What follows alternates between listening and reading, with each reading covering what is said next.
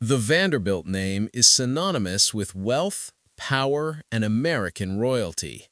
But behind the walls of the grand Biltmore estate, there existed a secret they desperately tried to bury.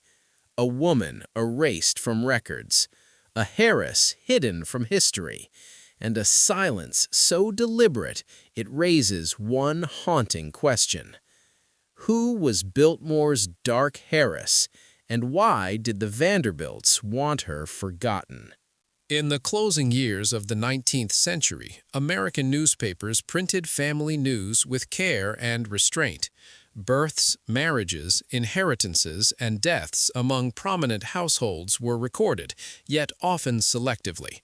When historians of the Gilded Age examine the Vanderbilt family of the 1880s, one of the most documented dynasties in the United States, they encounter a paradox: an abundance of financial and architectural records paired with conspicuous silences concerning certain women within elite households. Archival researchers working through 1880s census schedules, probate notices, and society columns have noted how female members of wealthy families could vanish from public mention without formal notice of death or marriage. In the case of the Vanderbilt family, whose wealth derived from railroads and shipping, and whose social presence dominated New York society, this absence has fueled persistent claims of a hidden or erased heiress. The question is not whether such rumors existed, they did, but whether surviving documents from the decade support them. The disturbance begins with the paper trail itself. Federal census records of 1880 list members of Vanderbilt households by age, sex, and relationship to the head of household. In these ledgers, servants are often named, while female relatives are sometimes identified only by initials or omitted if residing elsewhere.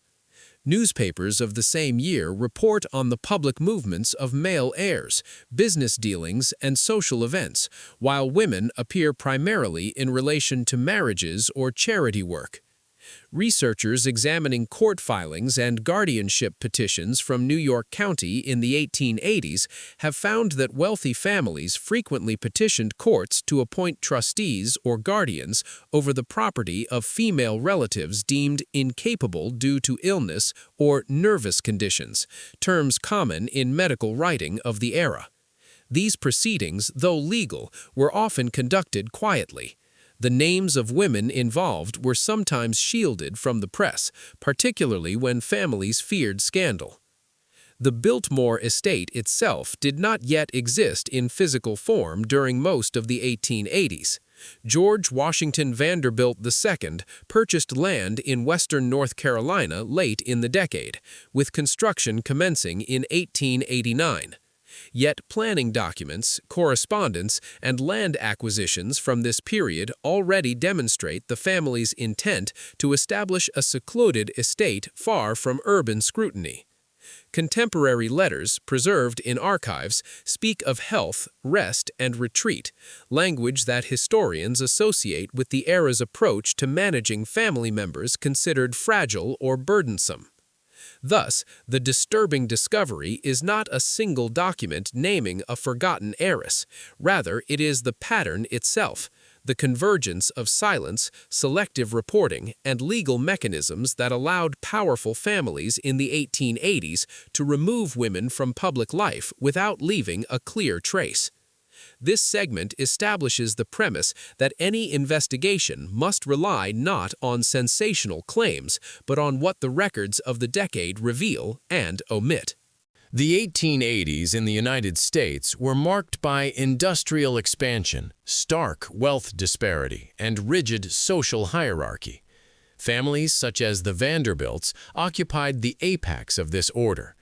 Contemporary accounts describe their residences in New York and Newport as centers of influence, yet these households operated according to strict codes governing behavior, reputation, and inheritance. Women of elite families were expected to embody refinement and obedience. Medical literature of the decade frequently pathologized female behavior, diagnosing hysteria or nervous exhaustion. Asylum admission registers from the 1880s, preserved in state archives, indicate that women from affluent families were often committed to private institutions rather than public hospitals. Their names might appear only briefly, if at all, in public records. Property law further shaped this reality. Married Women's Property Acts had begun to alter legal rights, but trusteeships remained common. Court records show that guardianship arrangements were legally sanctioned tools for managing wealth and behavior. These systems created conditions under which a woman could be removed from household census listings and public life without formal acknowledgement. Within this framework, the Vanderbilt family's movements toward rural seclusion in the late 1880s take on added significance. Letters and financial documents from the period emphasize control, privacy, and legacy. The social order of the decade permitted silence to function as authority. Surviving documents from the 1880s identify male Vanderbilt heirs extensively, while women appear primarily through marriage announcements or charitable listings.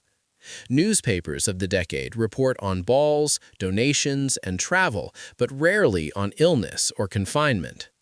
Court dockets from New York reveal multiple cases across elite families where female relatives were placed under guardianship. While specific Vanderbilt names are scarce in these files, historians note that such proceedings were often sealed or reported obliquely.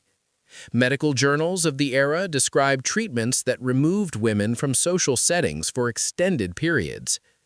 The escalation, therefore, lies not in a single scandal, but in systemic practice. The absence of a named dark heiress reflects the effectiveness of these mechanisms. Silence was maintained through legality, medicine, and social custom. When historians cross-reference census data, newspapers, and probate records, they find no definitive proof of a Vanderbilt heiress deliberately erased in the 1880s. What they do find is a consistent pattern of omission common to the era. Institutional silence by courts, families, and the press was not unusual. Archived newspapers from the period report on wealth and architecture, not on internal family distress. Medical records prioritize diagnosis over narrative. Census enumerators recorded who was present, not who was absent by design. This silence itself becomes the historical artifact. By the end of the 1880s, the Vanderbilt family turned toward projects that would define their public legacy, including the planning of Biltmore. The records that survive emphasize permanence and grandeur. The women whose lives unfolded privately remain largely undocumented. Historians caution against asserting the existence of a specific dark heiress without direct evidence. Yet they also acknowledge that the era's structures enabled disappearance without trace. The legacy is not of a single silenced individual, but of a system that rendered many women invisible.